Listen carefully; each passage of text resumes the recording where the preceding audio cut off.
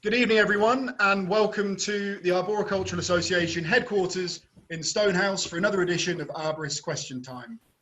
I'm John Parker, Technical Director at the Association, and I'll be chairing the event this evening. A quick recap of the format for those of you who haven't watched the show before. Where have you been? It's like number 5 now. Anyway, we forgive you. Any minute now, I'll be asking our expert panel to introduce themselves and provide their headline answer to today's question. You'll then have the chance to vote in a poll to say which answer you most agree with at the moment.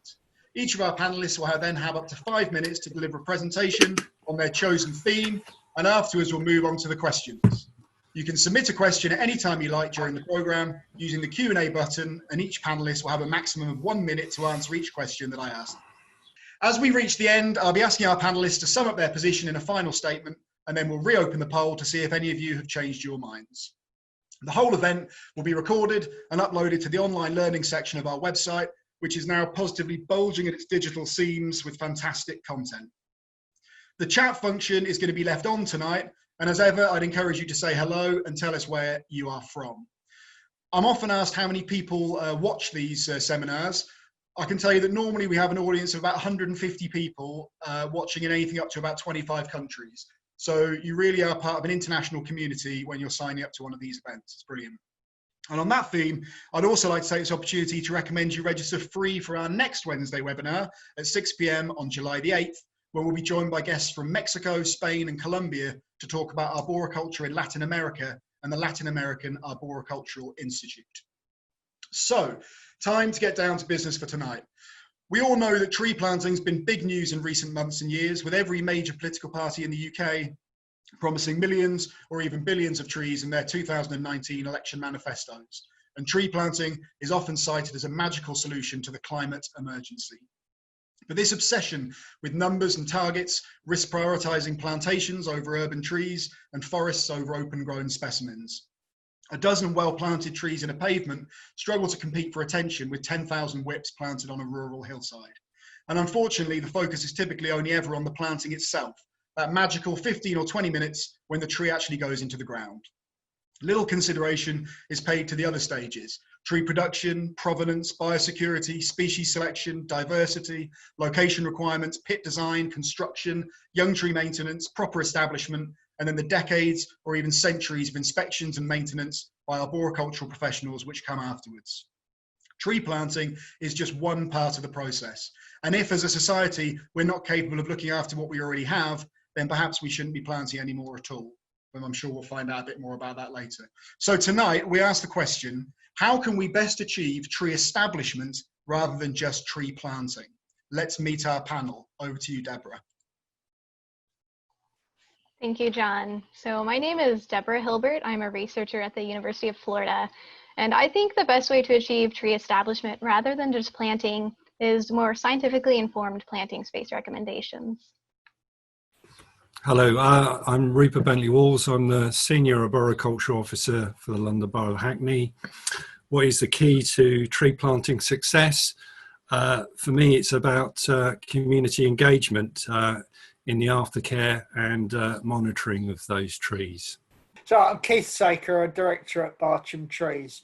I think there's endless research about tree planting, the methodology, the quality of nursery stock, the need for root space. And I think the one element that is always missing in my experience is a strategy underpinning the planting. And it's that strategy, in my view, that will make tree planting initiatives successful.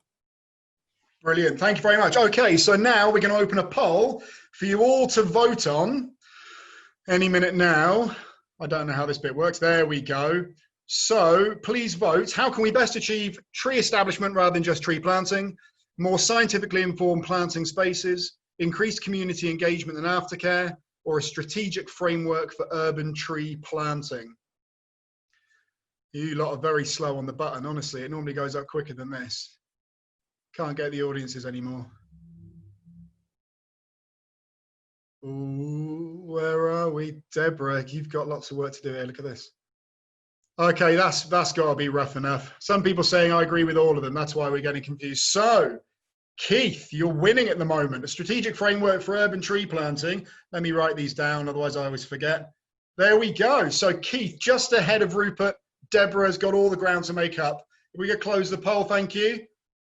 That's ideal because Deborah is going to speak to us first. I can never shut this thing down. There we go. So 5-minute presentations. First of all, Deborah, over to you. All right. So like we've been talking about, planting space is really only the first step. We have to consider things like how long is the tree going to live? Is there space for it to grow?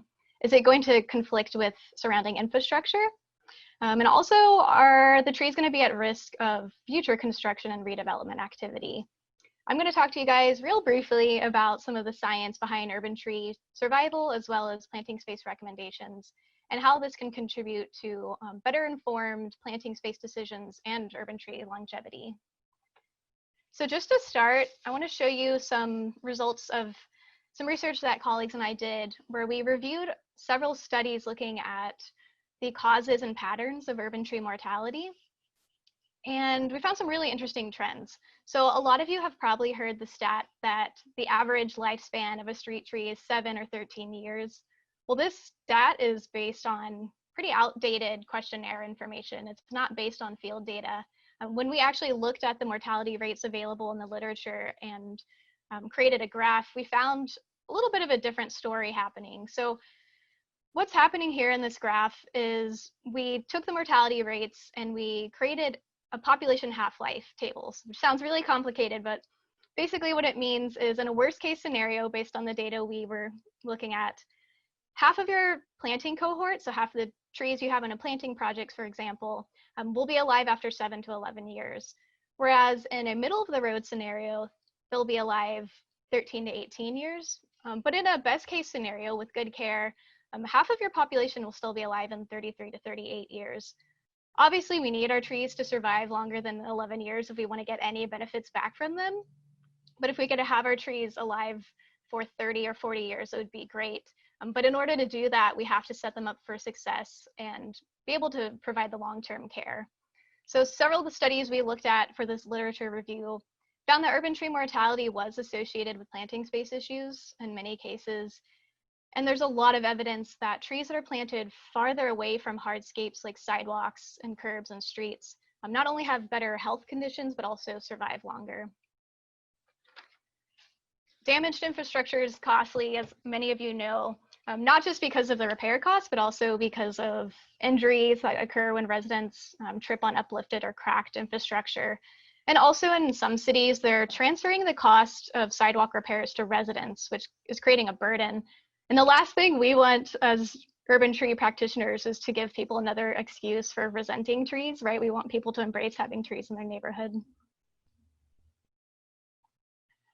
In addition, trees are often removed because of health instability issues. And when you have trees right up next to infrastructure, you can have damage from root severance, damage to the trunk, disturbances to the soil. And all of this can not only cause health issues with the tree, but it can also lead to death down the line, if not pretty immediately after, in some of the severe cases like you see on the screen right here.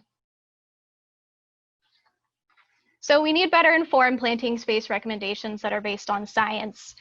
Planting spaces need to be larger to accommodate the large canopy trees that many practitioners are trying to plant for goals like canopy cover. And this is especially the case in street tree scenarios. We have information available for soil volume, especially in tree pits where you have really limited planting space. But for planting spaces that have a little more area, like lawns or boulevards between sidewalks and streets, these planting volume recommendations don't really address the direct conflict that happens with trunk flares and the surrounding infrastructure. So our research team recently did a study looking at trunk flare diameter and damage to surrounding hardscapes. And what we did is collected field data by measuring the size of several common street tree species in the United States. And we looked at diameter at breast height, which some people refer to as DBH, and that's about 1.37 meters off the ground. And then we also measured at the trunk flare. Some people call it trunk flare diameter, some people call it root flare or root collar. the trunk flare diameter is really tricky to measure. And so as we were conducting this research, we came up with an equation where you can basically plug in the diameter and estimate the trunk flare from that. And then we took it a step further and we actually applied this to recommended planting space. So we added a 1.2 meter buffer to the trunk flare. And this is really supposed to consider the large supportive roots that are under the ground that you can't necessarily see, but they're still responsible for uplifting and cracking hardscapes. And this 1.2 meter buffer is based on kind of our best understanding of the zone of rapid taper, which occurs immediately after the trunk flare. And it really applies to subtropical and especially temperate species. Those of you who are listening who deal with tropical species, you're going to want a much larger buffer than 1.2 meters if you're dealing with trees that have buttress roots or really large trunk flares. But the nice thing about doing research like this is practitioners can estimate the maximum diameter of a common species that they want to plant or that they're wondering about. They can plug it in, get an idea of how big it's going to be at the base, that trunk flare, and then they can plug it into an equation like this to kind of give it that buffer it needs to minimize the amount of conflict that's going to occur with the hardscape. Furthermore, using data-based equations like this can lead to longer lived trees, and that means greater benefits, and that's really why we all plant trees in the first place, is to maximize the benefits that we get from them. So I'm looking forward to answering questions later, and I'll pass this along. Thank you very much, Deborah. Great stuff. We've already got questions pouring in, but people feel free to keep submitting them. And we'll pass straight over to Rupert. Yes, Rupert Bentley Walls, Senior Arboricultural Officer for the London Borough of Hackney. We're an inner London borough, 7.5 square miles. It's a very diverse population of just under 300,000, so very densely populated. But we're one of the greenest boroughs in London due to our wonderful parks and open spaces. I manage trees across parks and open spaces and highways. So I'm going to be talking about street trees mainly, or urban trees as such. So what is the key to tree planting success? For me, it's about community engagement, and with that, help in aftercare and the monitoring of those trees once they've been planted. So it's about making the right decisions, the right tree in the right place, good quality and appropriate tree planting, and interesting tree selection with species. And with that, consideration and investment in aftercare and maintenance, and all of that tied together with community engagement. So I've always wanted to get people involved in tree planting, because if they do, then they tend to love it like I do. So it's about getting communities engaged with the tree planting, and with the tree care. And if we do that, trees will establish. And as you can see, the environments are pretty hostile. Getting the trees in the ground in the first place is extremely difficult. I wish I had Deborah's footways, which she just showed, and she's got my vote already. So if we don't have good contractors, we have poor quality planting, and if we don't manage those trees, they're just abused, and that's just tree abuse, as you can see. So how do we do this? Well, if we have all the things in place with our contractors, with our specifications, with our tree selection, then we can have the community engagement element, which is such a key to the success of planting within Hackney. And they can help with watering, they can help with monitoring on how those trees are faring. If there's any broken branches, that can all be fed back to us. So how's this achieved?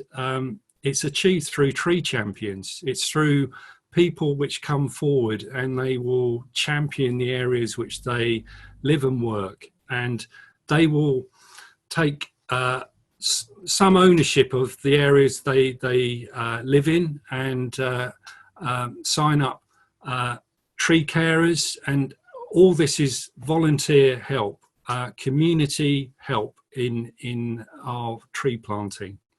So we can supply them with information on that. We can educate the community in the activities which we're doing and how we're planting those trees. We can even help with giving them a watering can so that they can actually just go out and water our trees. Now, you know, any contracted watering is, we can't be out watering every single day, whereas a member of the public, someone living directly outside a tree, can be out watering that tree every single day. We can't afford to invest that sort of money in contracted maintenance. So engaging with our communities, that's only going to help in that. And with that, people take more ownership. They take more pride in the areas they're living. They're turning tree pit areas into tree gardens.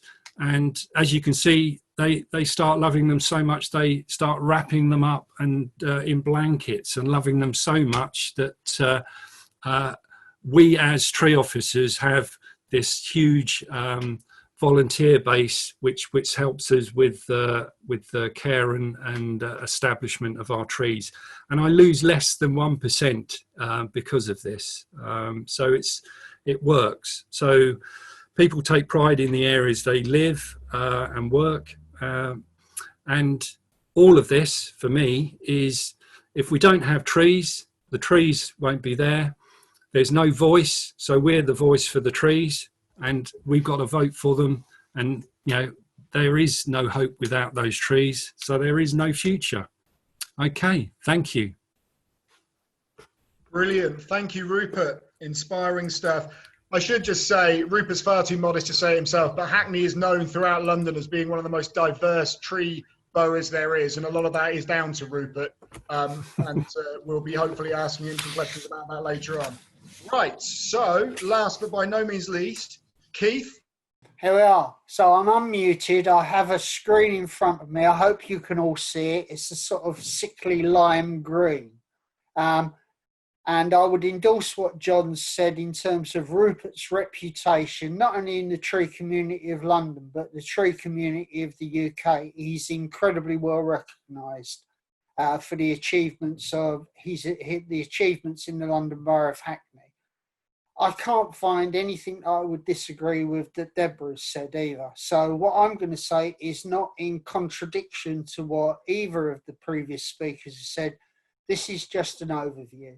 And as I've said in the past and said in my introduction, the research manuals are full of research about tree planting. There's endless documentation and research, yet the question is, why do we always or seem to get it so wrong so often? So now my screen won't go forward, which is a bit of a pain. Oh, there it is. So I think we have to realise the urban forest is dynamic. Trees will be lost and need to be replaced. Very little replacement in the urban environment is going to be achieved through natural regeneration, and most will be delivered through human agency, through planting programs, planting initiatives. That's the reality. So, in my view, one of the things that is invariably missing is this idea of strategizing. What are you going to plant where and over what time period? And in my view, the strategy for tree planting has several components. What's often missing is the vision. What we're trying to do, where, if there's an end game to this, where is that end game? There's often a great lack of targets and goals. And then the action plan, where to plant, what to plant, how to plant, management and maintenance. And I was so pleased that Rupert actually mentioned this last one, which is almost always forgotten: monitoring and review. How successful have we been in achieving what we want to achieve? But so often, we've never actually articulated what it is that we want to achieve in the first place. it becomes a response. And at the moment, we seem to have like trees are flavour of the month. Everybody thinks they're the solution to everything. So here's just a couple of recent ones.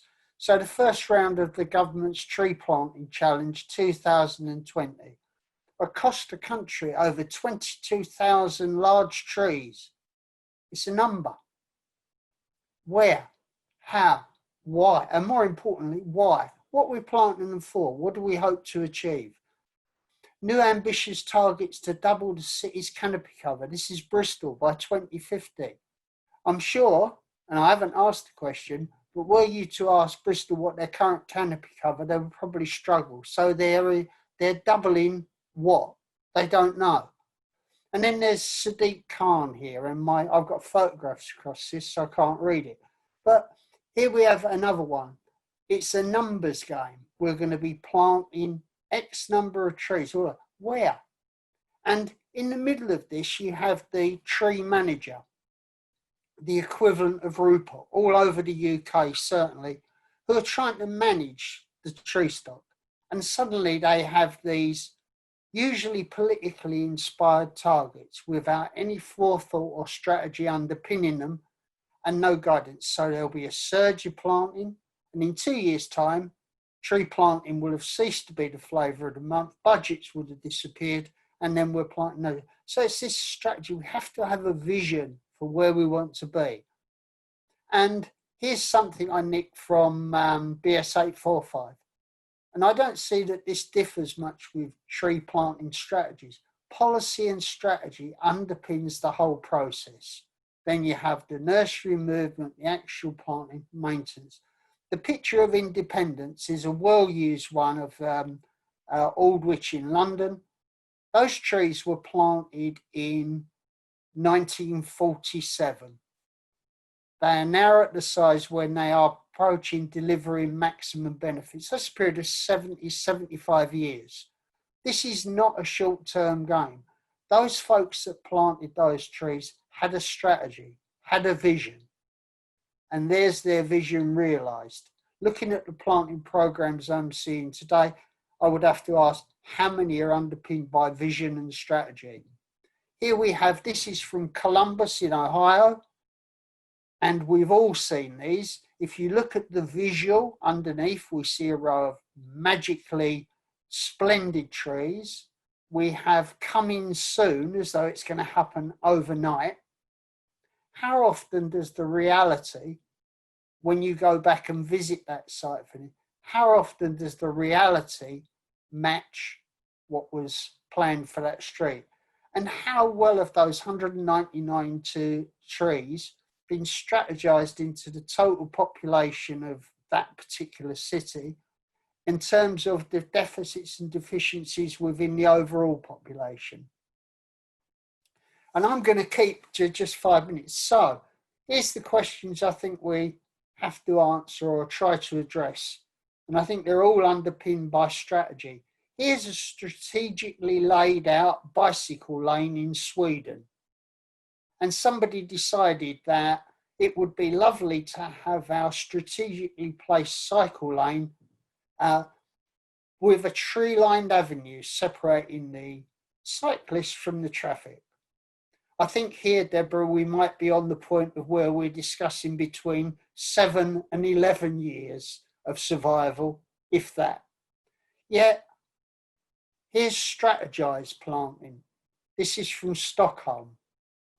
It takes into account what Deborah was saying about underground preparations. They have adequate soil volume. The whole of that sidewalk is actually growing space for tree roots. But again, I've been lucky to visit Stockholm. There is a strategy underpinning it. They know what they want to achieve, and they have a long-term plan to get there. And the end result is what you see there, which is healthy, growing trees in the urban environment. So I rest my case there. But I think the element that we don't focus on enough in this country or elsewhere is the strategy underpinning the planting we're doing. So there we go. That's me done. Thank you for listening.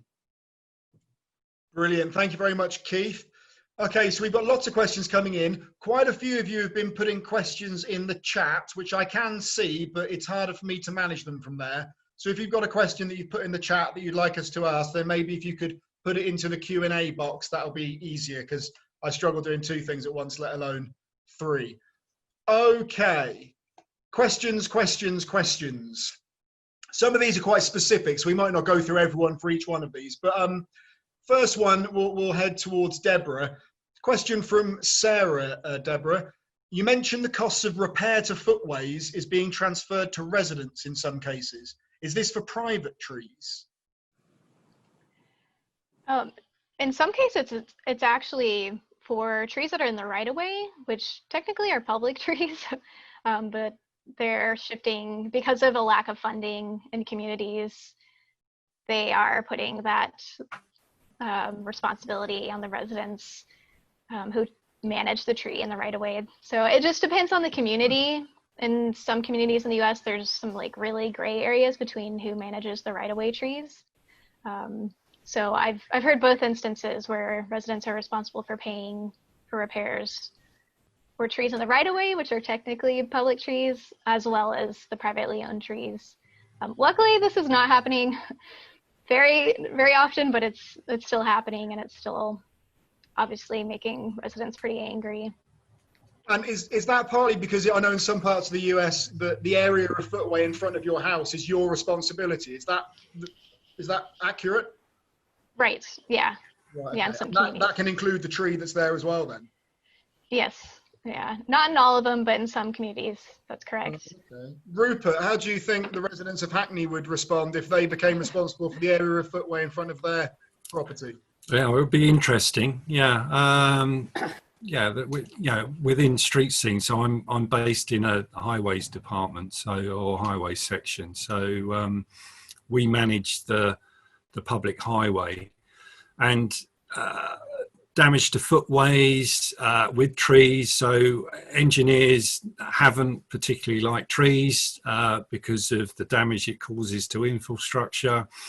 So it's taken me, I was sort of parachuted into a highway section, and it's taken me a while to change that mindset, which has been an interesting journey in itself. But we're using things like route directors, so we're directing upper surface routes further down, so we're sort of reducing pavement bulge and heave on trees which we're planting. And I started looking at this, seeing that our footways on trees which were which we had, and trees which I've been planting, causing more damage. And we've been using probably route directors for over 10 years now, and you can see the difference that our footways are not being damaged to the extent which they would be if we weren't using that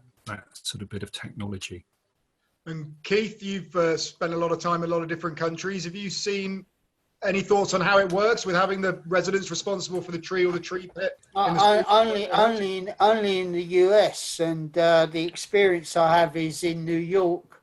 And you're quite right, in New York, or the parts of New York I was in, then the homeowner does have responsibility for the footway.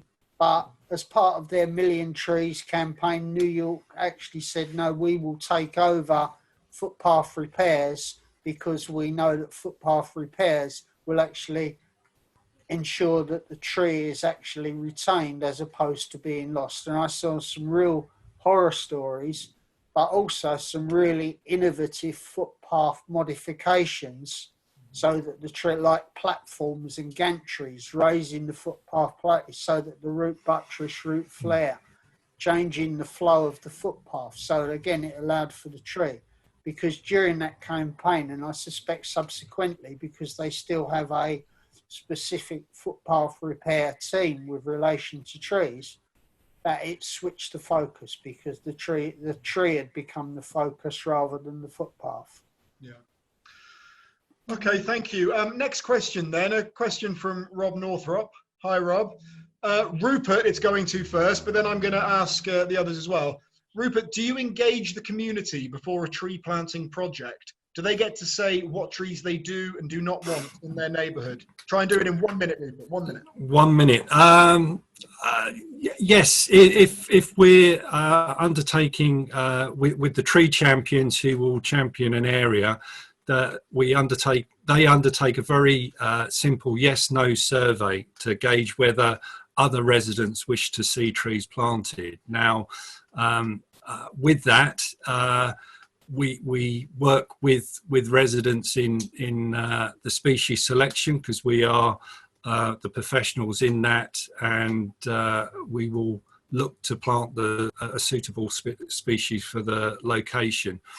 I mean, we're just about to embark on a major replanting program within the borough, and I think the London Borough of Hackney needs to continue this engagement with our community on this program, and that's going to take a lot of work and energy in doing so. So yes, the more we engage with residents, the better those trees will fare in establishment and ownership at the end of the day. Brilliant. Keith, what are your thoughts on engaging the community about the species that's going to go in? I'm all for it, John. I mean, I'll offer you a couple of examples. Philip Van Vessenhauer in Canada has been doing urban forest management plans for the last 25 years. I've been staggered in conversations with Philip before the urban forest management plan is actually drawn up, the amount of time he spends on community engagement, focus groups, steering groups. Then it's not only consulted on species choice, it's consulted on positioning, community characteristics. What he finds is that achieves a buy-in to the planting program. The other example I would give is Matthew Wells in Santa Monica, California, who has a strategic plan for his planting that extends 10 years into the distance. He's able to, and working with the community, he's able to explain why certain zones have been prioritised, but the community know when their zone is going to be planted and what with. And he also reports back to a community committee who are actually engaged in the forestry programme. I think we have an awful lot to learn, certainly in the UK, about the importance of community engagement. They're, in my view, they're our greatest allies. They're our eyes and ears and on the ground. And invariably, they want to see success, but success that they've bought into. Deborah, I can see you nodding there. Anything to add? Oh yeah, I completely agree with what's been said so far. I guess what I would add to that is, in examples where you're engaging the community from the planning process, you're actually creating a group of stewards oftentimes. So those folks who feel a sense of ownership from the beginning are more likely to continue and want to take care of the trees. And yeah, stewardship is such a big part of longevity and survival of trees. So yeah, completely agree. And if you want to see an example of this gone wrong, there's a really good City Lab article about tree planting programs in Detroit about a decade ago, I think, where they didn't engage the community beforehand and just went and planted a bunch of trees. And there was a huge disconnect between the agency who was doing the planting and the residents, who were already a disenfranchised demographic. And because of the way it was handled, they felt even more disenfranchised and even less involved. So there's that added danger to not including your community. Thank you. Yeah, I think I might be asking about green gentrification in a bit as well, which is one of the things I'm interested in. We won't do that just yet.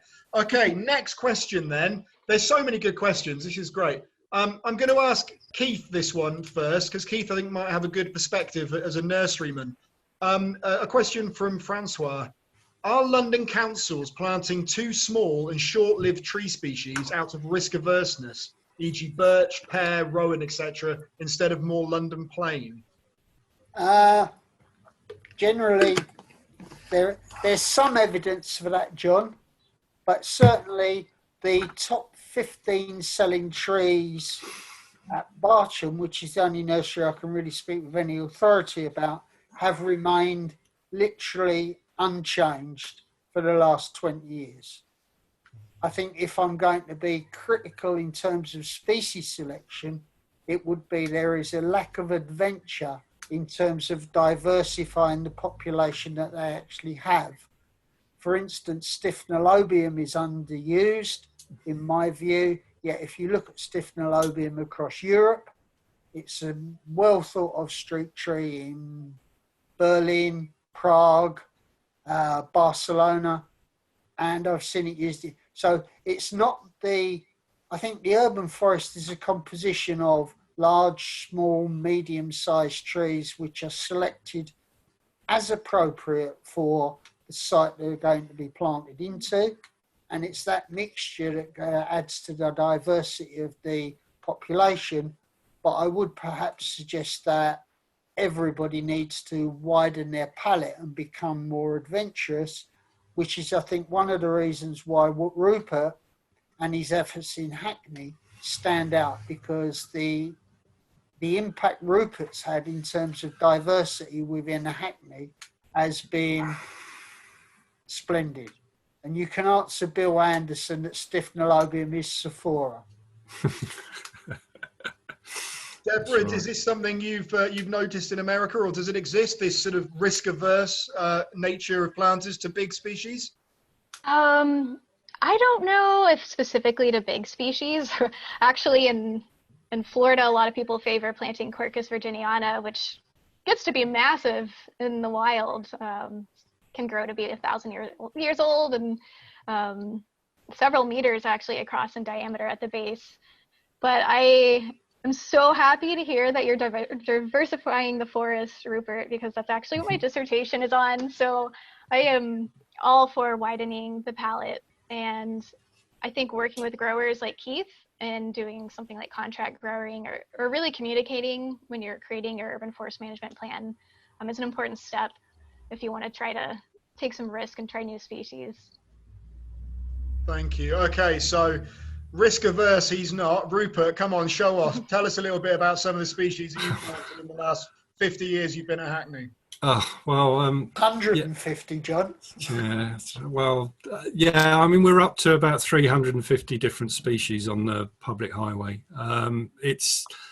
It's been called an urban arboretum, but that's not what I'd set out my intentions on. It was more to build in that diversity of interest and through all the seasons. So that's about giving people the opportunity to have interesting and roads which they live in, and it also builds in the resilience with that. Now, it's very much planting the largest species you possibly can in the given space which is available. And what I'm doing at the moment is looking at certain roads where I can put big canopy species in, and then looking at an understory. So very much looking at it as an urban forest. So you've got a shrub layer or a tree layer underneath the canopy layer, and that's a model of continuous cover forestry. So if we look at it on those terms, then we can have huge variety in what we're doing. So I could be here all night talking about the trees which are planted. I'm always on the hunt, always on the lookout for that little gem which we can put in, and it's going to have the right spot to grow. So yeah, it makes it very interesting in lots of ways. And just a quick supplementary question, Rupert. Sarah says, is your species list available publicly? Yeah, absolutely. It's we can make it available at any given point. We're hoping the GLA have produced a borough map which is called Tree Talk, and our information isn't on there at the moment, unfortunately, because the species selection is so diverse. It would we need to just sort that out before we release all that data to them. But that will make it really interactive with anyone looking at trees within Hackney. So I'm looking forward to getting that information out in the public domain, really. And for anybody interested in tree diversity, in the Trees and Hard Landscapes document, trees in hard landscapes, there's a wonderful case study of Frederic Sacre in Lyon in France. Absolutely, yeah. And you can actually look and see how he's changed the composition of his urban forest. And it's a really, really good piece of work. Good stuff. Okay, thank you. Right, slightly different direction now. This is a specific question that I'm then going to broaden out. Question from Karen for, I think, Deborah really initially, but the question is, where can I get reliable data for predicted trunk flare diameter by species? But I guess I'd like to broaden that out to say, where do people get information about these trees? What's the best source to go to about the information about what can be expected from the trees that we're planting? So Deborah first, please. Okay, so one way we handled it here in the United States, because we don't have a lot of data on the maximum size that urban trees get, what we did is we actually looked at champion tree registers, so big tree registers, to get an idea of the maximum genetic potential. So like in best case scenario, if it's an all-star genetic champion, it's going to get to be this big at diameter. And then you can plug it into equations like the ones we created. The ones we created are specifically for temperate species, although we did create general equations that can be kind of extrapolated to wetland, upland, and mixed habitat species. It's going to be more of an estimate. It depends where you are. I'm not really familiar outside of the United States where your best information is on tree growth records. I think also if you can revisit your inventory data, it's another reason why inventory data is so important in your city and should be part of your strategic plan, is because you can actually use this for things like understanding how big your trees are getting. So looking at that inventory data, seeing how big these trees are actually becoming when they've kind of reached mature age. And if you don't have that, try to look at some of the register data, or if you're in the US, you can also talk to foresters, like state foresters, and folks from the Forest Service to get some ideas. I'll quit talking now. I think I've talked enough. No, it's perfect. Rupert, where do you get your information about the trees before you plant these diverse range of species? Oh, I ask Keith normally. But forest research, you know, that's probably our best source of information on looking at you know what's going on within tree health, tree condition, tree species. There's a lot of information abroad which we can look at with Henrik Salmon's work, which is great on that. And there's been collaboration with MISCO over species selection with that as well. So yeah, there's good information which comes through. And there's a lot of papers which you can search out on stuff, but you know, we're just starting to do more research in the UK. We've been dragging our heels probably. You know, a lot of the research has been in America, in Australia, in Europe, and now we're sort of getting our teeth into it, which is great. But with that, it's a cost, isn't it? And it needs to be adequately resourced in that provision. So Rupert gets his information from Keith. Keith, where did you get your information from? Deborah. Perfect. No, I mean, in all seriousness, I think the first thing you have to take into account is because the tree grows in a certain way in a sidewalk in New York, the same species is not going to go in the same way in a sidewalk in Hackney, or a sidewalk in Edinburgh, or a sidewalk in Barcelona. So there has to be some local knowledge. I think you have to look beyond nursery catalogues, because nursery catalogues tend to be bland and they're designed to sell trees first and foremost. So where would I go? Okay, experience, having seen different trees of the same species growing in different parts of the world, and you begin to get a flavour of what they might or might not do. There's a wonderful book called Michael Durr. His descriptions of tree growth are, yes, personal and based on his observations, but they are very readable and very helpful. There's, of course, the T-Day Guide to Species Selection produced by Andy Hirons and Ulrich Sohmann. That's probably as good as I've seen in terms of usability. There's also a German species selection guide called, what's it called? Citree, Citree. It's a bit clunky because they haven't invested huge amounts of money on the front face, but you put in the constraints of your site, you put in the design features you want to achieve, and it spews out a list of options for you. That's also very good. It's a pity that the work of Andreas Roloff is not translated into English. That's true, yeah. And equally, it's a pity that Ulrich Sohmann's work, principal work on species selection, has only been written in Swedish and has never been translated into the UK.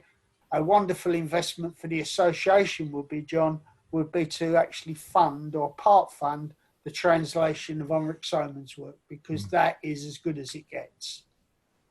So I hope that's helpful. Thank you. And I would add, I'm not here to be asked questions, sorry, but I think what Keith mentioned about looking around at what's working and speaking to the people who've got the experience. I know that when I was a tree officer, it's people like Rupert, people like Paul Akers at Westminster, Al Smith at Camden, David House at Merton, those people who've been planting trees for years and have seen how they develop is certainly where I found out lots of interesting stuff. Great. Okay, so we got a couple of questions in. We got so many questions in, I'm struggling to look through them all, by the way, but that's great. A couple about developments, one from Mac and one from Daniel. Kind of the same question. I'll go with Mac's wording. Haven't heard anything yet about developers planting trees. There are often a lot of these trees destined to fail, 9 times out of 10. How would the panel recommend dealing with this? Rupert, how would the panel recommend dealing with this, given that planning conditions don't always work? And Daniel's asked the same thing. Tree planting in developments are often a complete disaster. Do we need a policy framework for planners and developers to make sure that we can get successful tree planting? So Rupert first, developers, what can we do? Yeah, well, they're not the flavour of the month. So yeah, it boils down to what's happening with the master planning on any development, and what the landscape content and plan which comes from that. And it's about specifications, it's about decent contractors in implementation.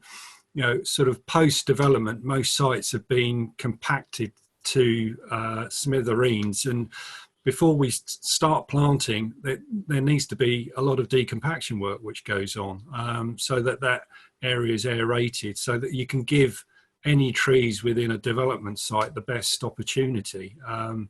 Most of the time, areas will get developed, they'll get landscaped on top of compacted areas, and then trees are put in, and then they just fail. And it's the soil conditions which are the major problem on that for me, as well as, it's a hit and run exercise. Get the trees in and then run again. So there doesn't tend to be a lot of aftercare or thought going into the planting once it's gone in. Thanks, Rupert. Keith, how do we improve the planting done on new developments? I don't know, John. Right, what I'm going to suggest is surely the concept of net environmental gain, which is, as I understand it, and forgive me, my planning knowledge is not extensive, but as I understand it, all new developments are going to have to show or demonstrate net environmental gain. So if you are actually starting from the position where you know what you've got pre-development in terms of environmental services provided by vegetation, including trees, then part of the conditioning of the new development can be that you either match or exceed that, and so you demonstrate environmental gain. But like all these things, it comes down to policing and monitoring. And the finest example I've seen of that was in Melbourne, in Australia, where Melbourne City Council do not adopt any tree for 3 years. At the end of the 3 years, all the newly planted trees are independently audited against a set of criteria. Anything that doesn't match that criteria is rejected and the contractor is liable. So we have to I was thinking about it today, and if we're starting from the premise where we're now beginning to recognise trees as essential urban infrastructure, which we all agree they are, would you position lampposts in the way that we position trees? Would you allow street signage to be done randomly every 4 to 5 years with investment? Do you imagine traffic lights appearing? And we have to surely get to the position where, if we're going to recognise trees as essential urban infrastructure, then they have to be planned for strategically in the same way, managed and maintained in the same way that we would manage all the other features that are considered essential urban infrastructure. I'm not sure how helpful that is, but that's my view. Can I just add to that? It's it's the value which people place on trees at the end of the day, and from a highways point of view, everything has an asset value, and trees are the only asset value which actually increase in value as they get older. So the more we value those trees, the better that asset will become. No one wants to put a monetary value on anything, certainly not me. Trees are priceless, but if people actually viewed them in a different way, that if engineers or designers, or you can look on things on so many different levels. So trees could be looked on as apparatus. So they're a function, like a street light is. A tree is a functional piece of apparatus which is absolutely needed at the moment and going forward. So the more value we put on them, the better it will be. Thank you, Rupert. I knew the 1 minute time limit would go out the window with you pair on. Deborah, please bring some control back to the situation. All right. Developments in Florida, we've got a similar problem there, and if so, how do you deal with it? Yeah, we do. So I guess the good news is developers are often at least beholden to tree list. So the species that they're planting usually have to fall in line with the approved species for the community. The downside is we still have the issues with the soil compaction. I mean, they take away native soils and compact it and replace it with fill. One thing I've seen done in some developments in Central Florida are experiments on amending the soil right after the grading process with compost or manure, and it actually does affect bulk density positively down the line and supports better vegetative growth. So there are solutions, they just need to be built in, and I guess that kind of goes into those initial contracts and the policing. Some of the highest survival rates we've seen in the literature as far as urban trees go are with programs that require replacement from contractors if there is if they fall below a certain health grade, kind of like you were saying, Keith, or if they're dead within a year or two, depending on the contract, the contractors have to go and replace that tree. And a lot of times that weeds out the really weak stock, and it also puts impetus on the contractors to do a good job from the beginning and to tend to the trees correctly during that initial establishment phase. And so some good examples of this are the Florida Forest Service and the Florida Department of Transportation, who have this type of contract policy. Correct me if I'm wrong, Deborah, but also tree stocking in Florida is also incredibly well specified. That was the work of Ed Gilman and colleagues at the University of Florida. So underpinning it is a really strong specification for tree quality as well.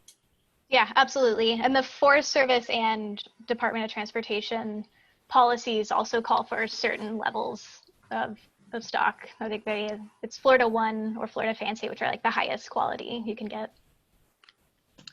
Thanks, everyone. There's a few comments coming in and questions saying, can we make the resources and the presentations and the papers, etc., available? As ever, if you want to email me afterwards, john@trees.org.uk, I can send you links, or I can ask our presenters to share certain things. So just ping it through to me, and I'm sure we can make everything available. Okay, next question. This is a good one. Oh, this might take more than a minute each. Keith, I'm coming to you first. Go on in. A question from Fred, but I think there's a couple of references in through other questions. How much importance is and should be placed on native species in the urban environment? 1 minute, go. Suit yourself. Have a look at, if you want to spend time, I can't remember the figures off the top of the head, but I've done a lot of work on this recently. If you have a look at the list of native species in the UK, and you take out those that are already impacted by pest and disease, i.e. ash and elm, and then you have a look at the remaining species and ask the question of how many of those would make a suitable street tree, I think you're left with about 3. It's not a great number. So in terms of diversity within the urban tree population, then that is, in my view, and it's backed by a lot of research coming out of Scandinavia, where they have the same issues and arguments, that there is no way you can have a healthy, diverse urban tree population using native species. And then we question the word native. Well, native implies you're working with a natural environment. There's no way that an urban environment is a natural environment. So that part of the analysis drops away. I think you have to be careful in being too dogmatic, because I tend to be dogmatic about this. As you move out into the peri-urban and the rural, then there is an argument that says that you actually increase the number and range of native species you can use. And I think that's the analysis. It's not a right or wrong.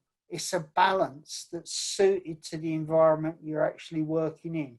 And I say, I've got, if anybody's interested, I've got a whole lot of research papers on the subject, and it's something I've looked at very, very closely, because I'm aware that whenever you're talking about species selection, this discussion always occurs, always, without fail.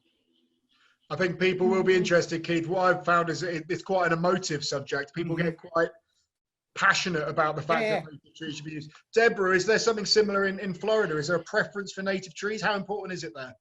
So here, I think it is especially important. So we have the native diversity to support as many native trees as possible, but we still favor non-native trees and urban plantings, and that's still what is mostly available. Or if you go to native nurseries, a lot of times they're growing for wildlife restoration projects, and so they aren't focused on the standards that we talked about. And so urban foresters may not have access to the type of stock and quality of stock that they need if they're trying to plant more diverse native species. So here we really do, I think, need to try to plant more native species, because we have the natural diversity. In Scandinavia, you don't have that. Absolutely. Yeah, so it really depends regionally. And I definitely want to reinforce what Keith said about viewing the really highly urbanized forest as a continuum that's connected to the peri-urban and rural forest. And that really should influence your decisions, is this connectivity, because having a resilient urban forest is going to also create a resilient peri-urban and rural forest, and it's also going to work the other way. So everything you do in the city ultimately does affect outside of the city, and vice versa. So it has to be seen on this large scale if possible. Thank you. Rupert, I'm going to ask you the same question about your thoughts on native trees, but I think we probably already know. So I'd like to expand it slightly and just say, with all this diversity of trees that you plant, that as arboriculturalists, we go, oh, wow, that's amazing. Do you meet any resistance from the residents of Hackney who'd like to see more native trees selected? I think it's the balance, and it's also the appropriateness of where these trees are being planted. And I completely agree and reiterate what Deborah and Keith has said on the subject. So for me, I'm planting as street trees a mix of what would be, in inverted commas, a mix of native and non-native or exotic trees. But the natives are varieties, so something like a Acer campestre, upright variety, Ellsrick, Queen Elizabeth, something like which is appropriate for a street setting. Now, if you're looking at open space areas or parks and open spaces, then you can put more natives in. So it's about the setting. If I put a rowan tree in a street in a hard paved area, it will get fried. They just don't like their roots hot, and they just won't get going. It's pointless. You have to sort of pick your spots where you can find them. And there's nothing wrong with exotics in per se. Nectar-rich trees, a bee is not going to say, "Oh, I'm not going to touch that Prunus akami because it's a Japanese cherry." It's going to go, "Wow, that's an early flowering cherry which is full of nectar. Thanks very much," as I'm waking up. So, I mean, it's horses for courses. I like the variety in planting trees because it builds in that resilience. I also love native trees, and putting something non-native in a very native area is just as bad as putting it an exotic into an urbanized area. So there has to be a balance between the two on things. And I've got to ask one question. Just came in on the chat from Paul Mandabondabo in Papua. Always a special mention to Paul, who gets up at about 2:30 to watch these from the other side of the world. Asking about the root systems, and I guess the growth generally of the native versus the exotics. Is there a particular difference in that? Do you find, Rupert, in what you're planting in Hackney? Well, certain species are going to be more problematic. I sort of always remember being sold a pup from Barcham's that Prunus avian on occult rootstocks, never going to get very big. And I was going, "Oh no, what sort of root sort? Oh yes, it's not going to get very big." And I've put them in, and I was taking them out 10 years later because they were just going to get way too big. And I like Prunus avian plena. It's a nice double flowering cherry, but my footways are very narrow. I'd like to have Deborah's footways. That'd be great if Hackney had that generosity in that provision. But the majority of my footways are about 1.5 meters, 2 meters. It's getting luxurious for me. So I have to pick what trees I can put in there. So some, you don't want to be putting vigorous rootstocks in, even down to looking at species which have been grafted. So something like Pyrrhochontoclea, an ornamental pear, if it's been grafted onto a rosaceous species such as hawthorn, you're going to have problems, or you could have problems. So it's also looking at how those trees are produced from the nurseries at the end of the day as well. Okay. Thank you, Rupert. Right, a completely different topic now. Deborah, this is a question from me, actually. I'm misusing my position completely. I wanted to ask you a little bit about tree mortality rates. I know that's something you've studied. And what sort of tree mortality rates do you look at in Florida? And I'm going to ask the other panelists as well about that. Newly planted trees, what sort of proportion survive? Well, it depends on the planting site. So for example, the Florida Forest Service study where there actually was replacement happening. So we actually had over 95% survival, I think, which is pretty high. It's kind of unusually high for urban trees to have that level of survival. More commonly, you'll have 90 at best, maybe even less than that. A lot of times it comes down to how well they're treated during the like early establishment phase. So for us, that's like the first few years. In more temperate areas, it's kind of the first 6 years. And like stewardship and reducing transplant shock during that period is so vital. Yeah, what was your other question? That answers it. Yeah. Yeah, no, that answers it. It's interesting in the different mortality rates. I'm going to ask Rupert now as well about his experiences in Hackney. What sort of tree mortality rates do you expect from your newly planted trees? Well, hopefully none, but that's not always the case. The more time we can invest in, in having decent contractors. My specifications for planting is pretty robust in what I expect. The sort of bar is quite high on the planting. And, with that, it's good quality stock. It's how we protect those trees, how we irrigate those trees, what watering programs we've got in place. And then, having the community involvement in helping us. But then it's about, once the trees have been planting, I have a 18-month contracted maintenance program, which is pretty intensive. For that maintenance over 2 growing seasons. So, if a tree fails within that growing season, it's automatically replaced within that 18-month period.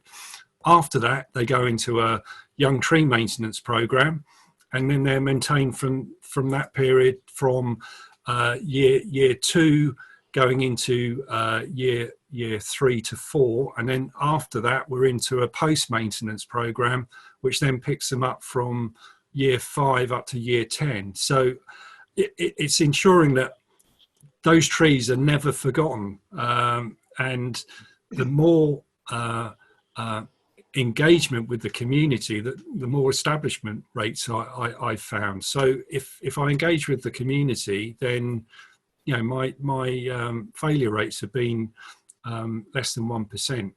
If I don't, and that sort of goes on to, Deborah was saying that areas which may have not had that community involvement, there will be higher fatality rates. So the more I can engage with the community, the better those trees will have of faring, in the short, medium, and long term. Thanks, Rupert. Keith, have you got any insights on tree mortality rates from your position in the nursery? They would be prejudiced, John. So I'd prefer not to be talking about it because it starts to sound like an advertising campaign. But in reality, as Rupert and I discovered when we were working together on BS 5837, sorry, BS 8545, we haven't moved to do that. But there are so many elements in this, and there is no reason for excessive tree mortality. But you have to get all the elements from policy and planning right the way through to find a way. So the one thing I would make, I think it would do most of us in arboriculture, it would be a very, very salutary thing to do, to remember that originally arboriculture was a subdivision of horticulture. Horticulture is all about growing. There is, I think it's still a dominant thing, looking at trees from the nursery as the finished product. And I think one of the reasons Rupert's so successful, that Rupert realised a long while ago that when he plants a tree in the street, it's still growing and developing. And that growing and development has to be managed as though it's still on the nursery, because it's still a nursery tree. It's not the finished product by a long, long way. And I think if there's one message there, it's that need to apply a horticultural solution, which is growing the tree once it's planted out into the urban environment. I mean, I don't know whether you would agree with that, Rupert, Deborah. Yeah, no, I would, Keith. I mean, that's the whole thing. You can't just forget about them and think that's it. It's an ongoing process of tree care, tree management, formative pruning. So, young tree maintenance for low branches. If you've invested that time and effort in planting a tree, you want to invest again that time and effort in ensuring that tree has the best starting life. And with the young tree maintenance, you can be going around taking off very small growth with secateurs or hand saws, not chainsaws or anything, not mechanical machinery, if you get it right. And that's the investment in that period. If you don't, then, and you've forgotten about it, then that's when the arborists come in, the tree surgeons come in, and they're taking off larger diameter growth because there's an issue with branch structure, and that's only going to have an impact on that tree's health and well-being, in the future. So, I think for me, it's always forgotten, and it shouldn't be. It should be the tree goes in the ground and you continue to manage it from that point it's in the ground. When it's come off the nursery line, it's in the ground, and we continue to look after those trees. And I found that I can do that, and in year 10, if you've got the branch structure right, you've dealt with most of the issues on things. So between year 10, 15 to 20, you're spending, not that, you're not huge amounts of money in its maintenance or in their maintenance. Okay, I'm going to have to stop you. I'm sorry if I'm fascinated. Sorry. I could listen to you for a long time, but I already am. Yeah. No, thank you. That's brilliant. Okay, right. Well, believe it or not, this is now Rupert's question. That one was. Oh God, right. Okay, sorry. Keith's answer, but it's easy to lose track, and it's all great stuff.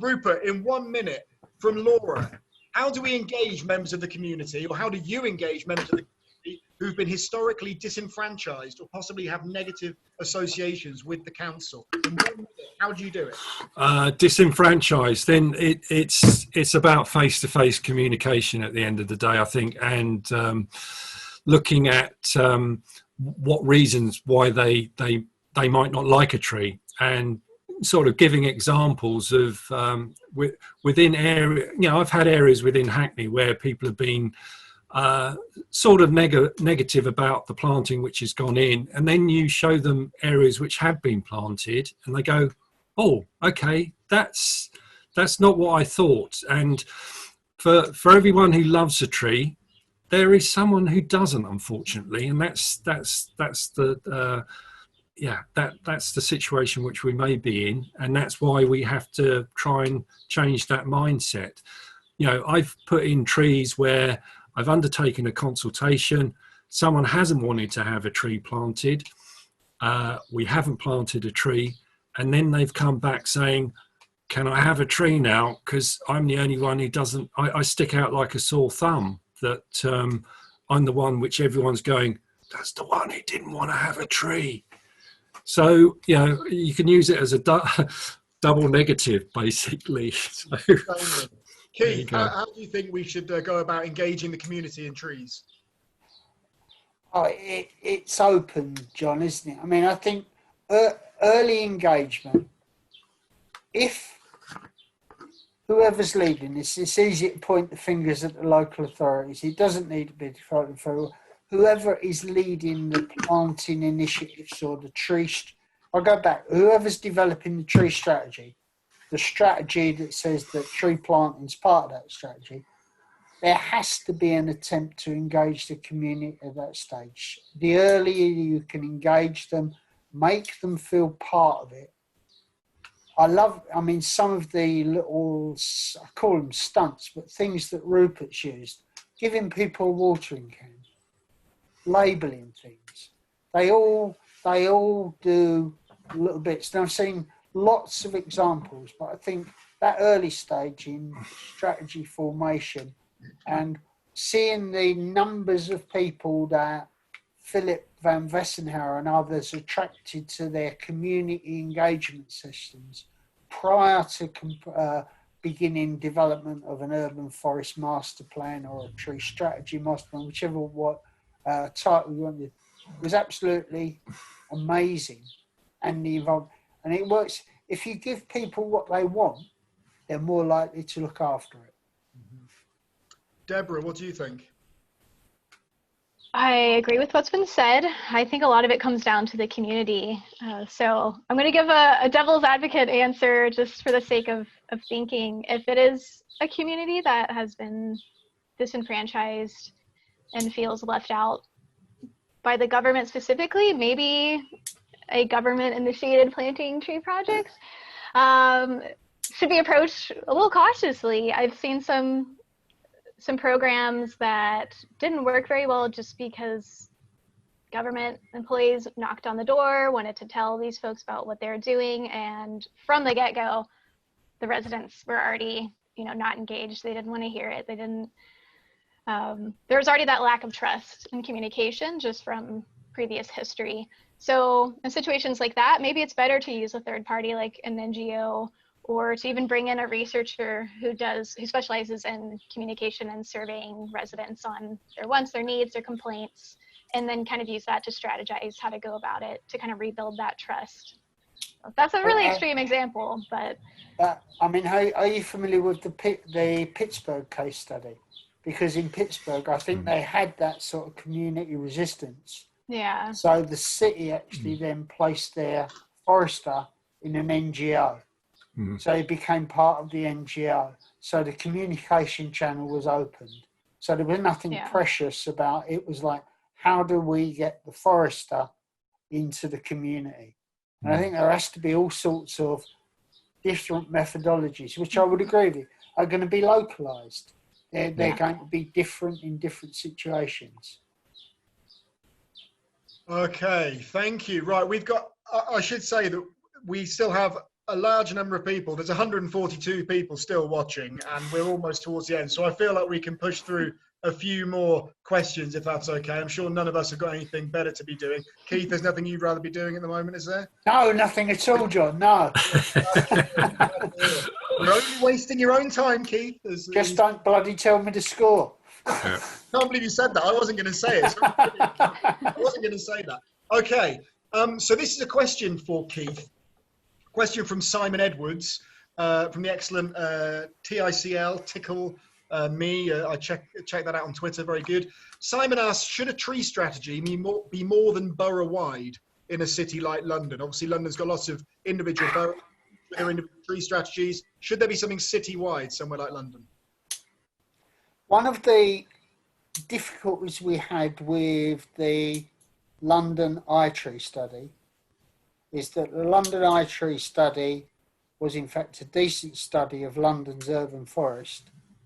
What it didn't have was a delivery mechanism. So none of the 32 London boroughs received any information that was actually useful in terms of their own tree management and maintenance programs. That was in my view, mistake. So should there be an overall tree strategy? I think it cascades down. I think there ought to be a national tree strategy, which outlines the aims and objectives of the urban forest across the UK. To fuel that, we need to understand what is the urban forest in the UK. We don't know. We have little snapshots. The last useful piece of information we had was 2008. So we don't know how our urban forests are actually made up now. But the answer, yes, I'd love to see a national tree strategy that was evidence-based. And then I think you have to move down and allow local management groups, which would in most instances be local authorities, develop an articulate evidence-based tree strategy for their own area. Because as we're talking about stakeholder engagement, then the stakeholder desires, vision, is going to be different in Newcastle than it is in Bournemouth. So you can't apply one solution. But yes, I think it's a cascade. I would like to move in where we're talking about urban forest master plans, because that implies a longevity. And I would then like to have been the strategy being part of the methodology of how you achieve the vision. So I hope that answers the question in some way. No, thank you, Keith. Deborah, sort of the pros and cons of a national or a regional or a local tree strategy? Obviously, America is a huge country. A national tree strategy might not be appropriate. Right.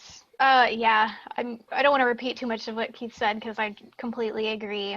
A lot of our urban forest management plans here are at the municipal level. There is a push to expand them to county and even state to get that kind of nested structure because, like I was saying earlier, I mean, all of our forests are connected in the end, whether it's from an ecological standpoint or from the benefits that we're seeking from them. Those are all shared, right? There's no like boundary or wall between the benefits you're getting from a tree and the neighbor's yard versus your yard. It's all shared.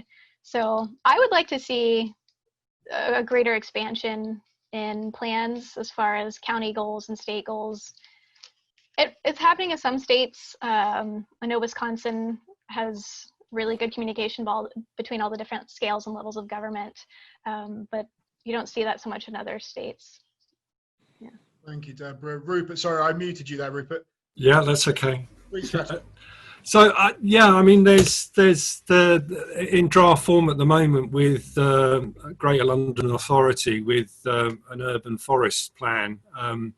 So that that's going to be available very soon on things. But we're looking at a green infrastructure strategy for Hackney, and it will have various themes and threads, and I'll be part of an urban forest plan on that.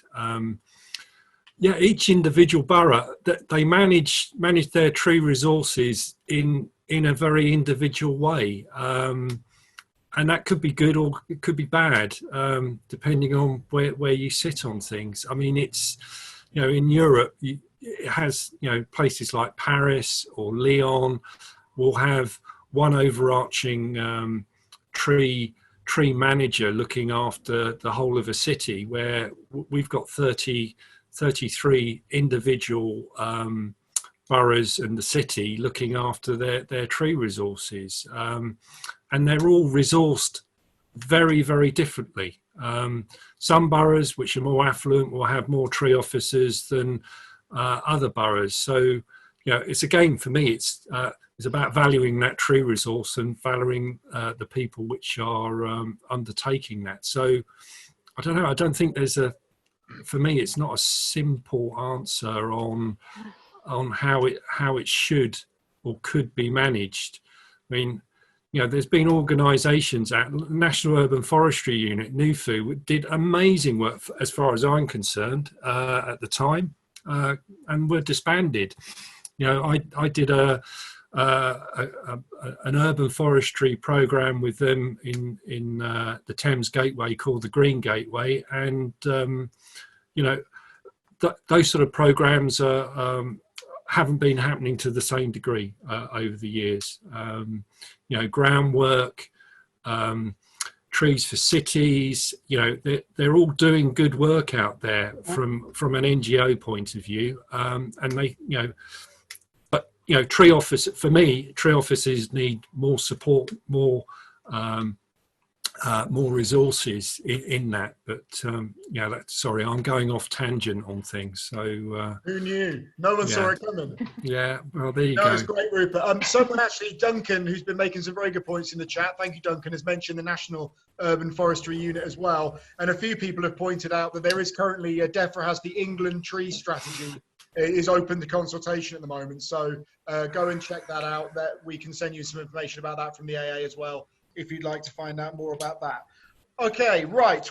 I've got 4 more questions I want to ask. I'm going to cheat because the first one's 2 questions in one. We got 1 minute each. Come on, team. We can do that. Deborah, 2 questions for you. And these are both from Trevor. Thank you, Trevor. You've submitted a few questions, and I'm going to go for these 2. Deborah, in your experience, what's the best age for trees to be planted? Sort of 3, 5, or 7 years, or maybe size if you'd rather go with that, as the older, larger trees seem to survive better. And then another question from Trevor that I'll stick on the side of that. Watering bags. Have you used them? What's your experience of them? What do you think? 1 minute. Go, Deborah. Okay, I'll start with watering bags because that one's a little easier. People favor them here in the US because it provides that kind of slow infiltration, and it also gives you, we talked about this earlier, but a visual. I guess the downside to it is, especially with the vertical watering bags, it can be deceiving. It looks like it's full, but it's not actually full. So a lot of municipalities have shifted to using the flatter donut-shaped watering bags, because those you can actually tell when it's empty because it's completely flat. But yeah, I mean, I certainly, we use them in our arboretum, the research center, and they're a good strategy. Okay, as far as age of tree, it just depends where you are and the type of stock that you're planting. I know this is not the answer you want to hear. Here in Florida, smaller trees actually establish really well. The issue is smaller trees are also more vulnerable to mowers and weed eaters and people walking by and snapping them or what have you. So it's really the vandalism that is the bigger issue with these smaller trees. If you can get them to establish and protect them, a lot of times they survive longer into the future. But again, I mean, it just depends where you are and what type of stock you're planting. Yeah. Fantastic, thank you. Rupert, in 5 words or less, what size trees do you like to plant, and do you use watering bags? Well, if I'd like to plant small trees, because small trees establish a lot quicker, but I can't put a small tree on a street environment. I need to put something a little bit bigger in. So, there's nothing wrong with planting whip trees or half standard trees. They will, will get going a lot quicker. But we're using heavy standards on the street environment. Watering bags. I started trialing them way back in the day when they first came over from the States, and Hackney was a different place back then, and all the youths used to stab them. But now, it's illegal to carry a knife. That doesn't happen now, and I'm using them a lot. You can see 60, 80 litres in a bag. It's a good visual. The contractors can fill them up, but I'm using all different sorts of methods in watering on things. And, most important for me is mulching, because that's going to help a tree in its establishment. But we're not like the States where we're doing a lot of volcano mulching. We don't have the space for that, unfortunately, but definitely mulching is going to help with establishment as well as watering. Okay. Thanks, Rupert. Keith, tree sizes, best size to plant, and watering bags. Okay, and I'll try and do it inside a minute, John. When we were doing 8545, Jeremy Barrell, who I think's in the audience, Jeremy Barrell said one of the things we've got to try to establish in this is the fact that tree planting, tree management is an intellectual exercise. So in terms of size planting, you plant the size appropriate for the conditions you're working in and you manage accordingly. Tree watering bags constantly surprised me. My first reaction when I saw them about 15, 20 years ago was, this is dreadful, they get vandalised. Experience since then says I've seen them used pretty much all over the world, and they work and they're used, and I think are far better than any other form because they allow the water to trickle through the soil profile as opposed to deluging water about 2 foot down. So anyway, yes, so watering bags, yes. Thank you, Keith. Okay, I'm going to regret asking this question, but I have to with the panel that I've got here. We need to have a full webinar on this, but this is a question from me again. Sorry, everyone who hasn't had their questions asked. Rupert, I want to ask you a little bit very quickly, and then everyone else. Green gentrification. It's a big issue, something we should be talking more about. How do you in Hackney make sure that by planting these amazing trees, you're not inflating house prices, driving out the people who should be benefiting, and creating this cycle of problems? In 1 minute. And Hackney's house prices have gone through the roof. If it's down to tree planting, then let's plant trees everywhere, because that's going to help. I mean, if planting a tree is about gentrification, it's not. It's about taking ownership of the areas. I don't know. It's one of those subjects which, tree planting, tree gentrification, I would just want to see tree planting everywhere. Everyone has the right to have a tree. And all the ecosystem services which they provide. Okay. Thank you, Rupert. Keith, anything on green gentrification? Except I don't know what it is. No, seriously though, John, it's where you, in my view, it's where you pitch your planning. And some of the work we're doing at the moment now is looking at some of the London boroughs on a ward by ward basis. So identifying prioritisation of planting by ward. Where's the greatest need? And we're beginning to assess what that need is. In some cases, it's going to be atmospheric pollution. In other places, it might be flooding. In other places, it might be a combination of both. But prioritise planting and prioritise planting according to need. And I agree with Rupert. If house prices go up, but I don't think you can, if you try to take up every eventuality, you would do nothing. So I think egalitarian tree planting, where you are planting universally, because I agree with Rupert, it's everybody's right to enjoy the benefits provided by trees. Thanks, Keith. Deborah? Yeah, it needs to be equitable. So whatever planting plan you have or strategy, just make sure that it's equitable, it's egalitarian, if you want to say it that way. And if you're really unsure about what's going on in your community, which I think a lot of us, we have kind of a blind spot to some of the situations in neighborhoods, then bring in an expert. I know in the United States, we have extension agents who deal specifically with social issues, with communication. And if you really are clueless or you're worried about whether or not you're being equitable, it's totally fine to ask for help from experts who deal with this every day. And that's really going to set you up for success.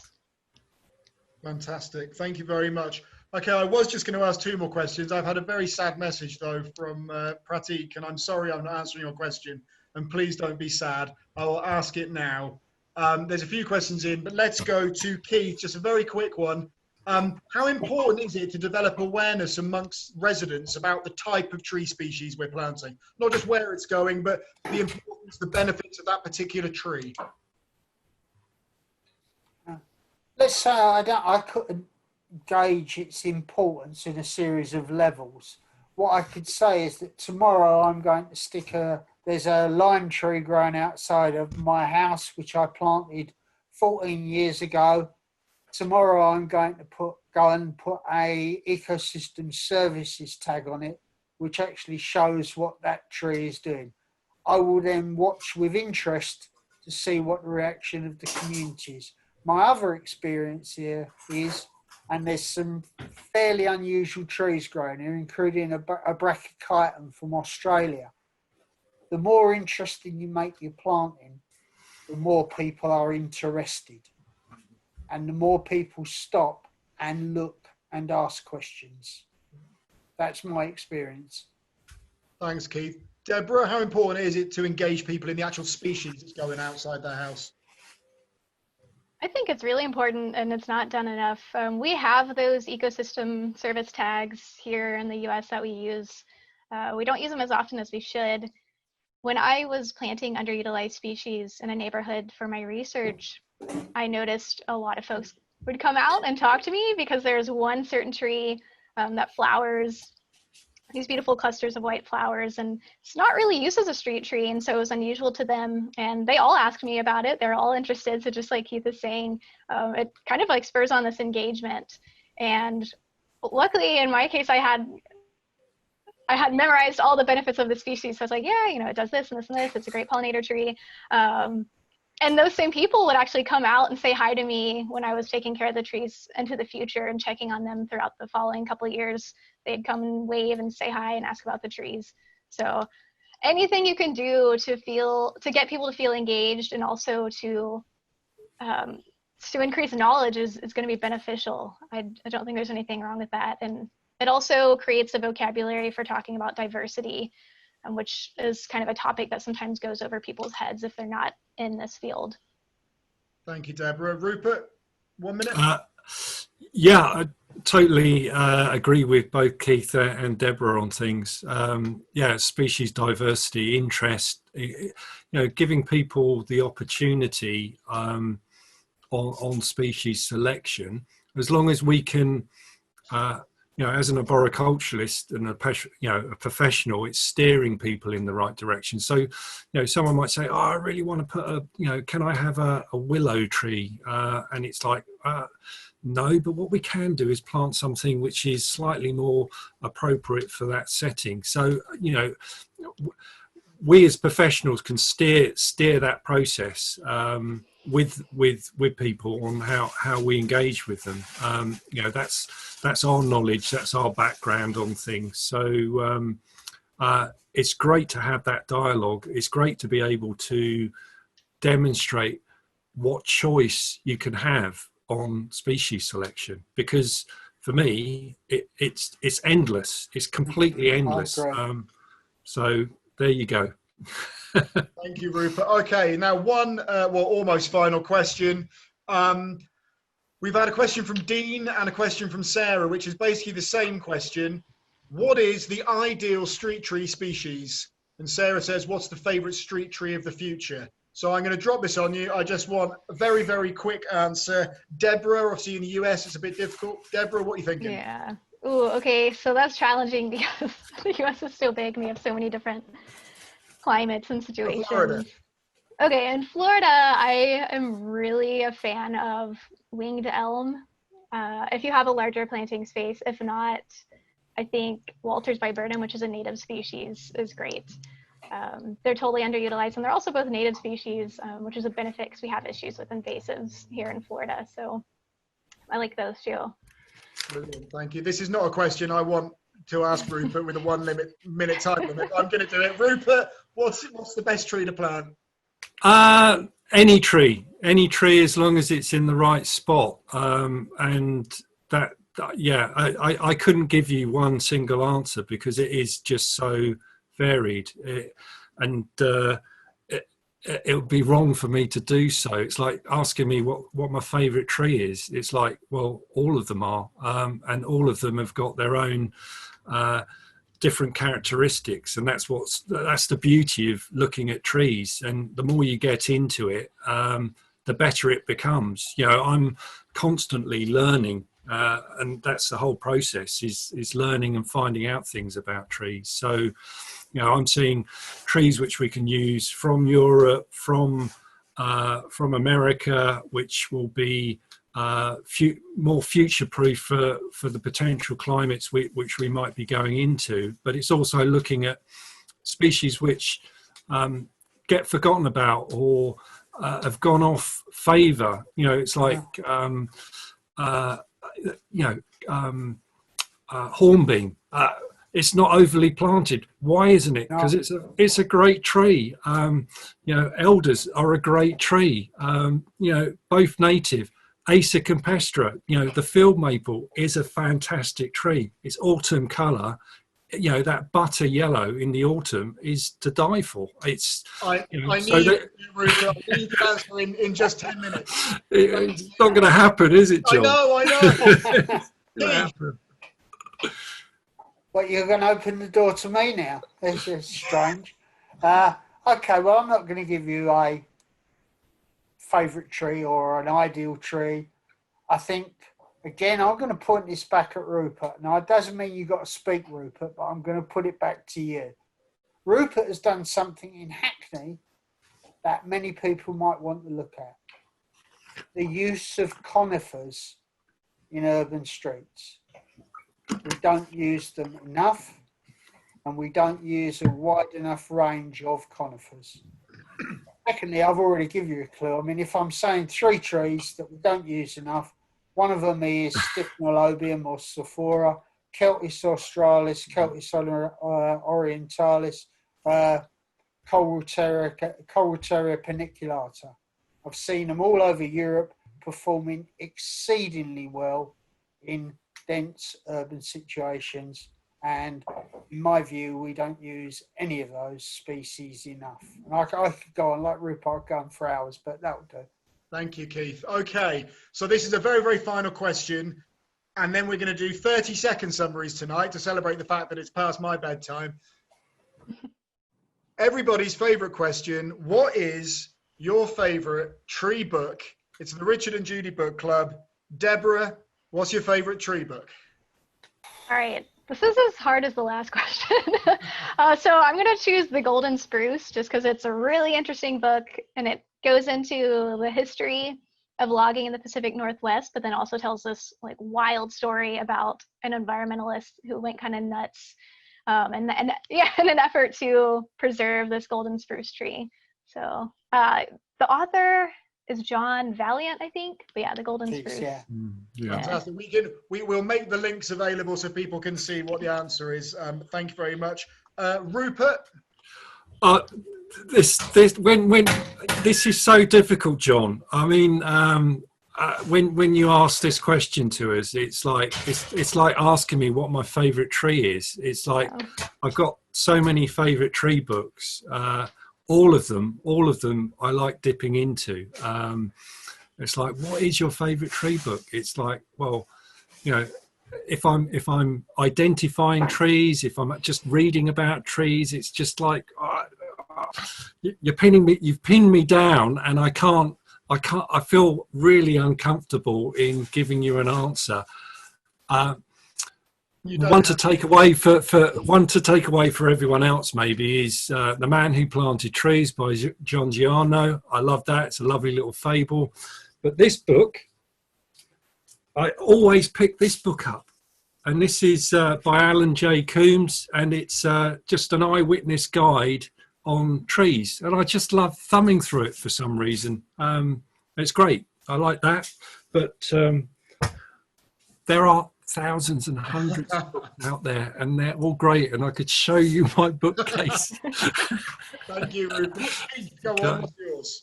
I'm not even going to try, John, because I have the same problems as Rupert. Deborah, I would agree, The Golden Spruce is fabulous. It's really, really good. Well, thanks very much for playing. All right, well, but I think 5 Go to Kew Gardens would be wonderful. And it would be wonderful if you could write it. Perfect. Okay, look, we're supposed to have a minute to sum up now. We're going to do just 30 seconds. I feel like it's not. I feel like it's not even required, but we're going to go through it quickly. Deborah, have you got 30 seconds or a minute summary of your position? Then we'll vote again. Sure. So scientifically informed planting space recommendations are going to increase tree longevity because they ensure plenty of rooting space. They also reduce conflict with infrastructure, as well as the damage that can occur to trees during construction and redevelopment. And encouraging improvements and developments of pavements and subsurface planting technology in conjunction with this is really the future if we want to continue to plant trees in really densely urbanized areas. Perfect. Thank you very much. Rupert, in an old-fashioned minute. Old-fashioned minute. Well, yes, community engagement. If we value our communities and engage with them, they value the trees which are there. They look after the trees, and those trees establish for me. And you know that's the world over. I think if we value those trees, then people will look after it. No trees, no voice, no vote, no hope, no future. There you go. Thank you, Rupert. Keith.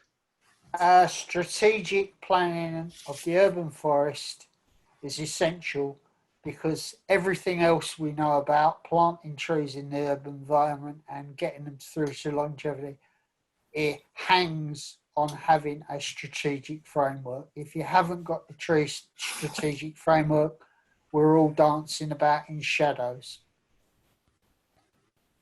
Thank you very much, Keith. Okay, great stuff. Well, look, let's reopen the poll. I'm not sure what's going to have happened. Let's go again. Everyone gets another vote. Just take a few seconds. How can we best achieve tree establishment rather than tree planting? Scientifically informed planting spaces, increased community engagement and aftercare, or a strategic framework for urban tree planting? I know lots of you want to vote for all of the options. And Rob's just said, Rob Northrop, all of you's got an important piece of the puzzle, which I think is very true. That's not an excuse for not voting though, Rob. So the numbers are going up. See, this always happens. Like the same kind of result happens.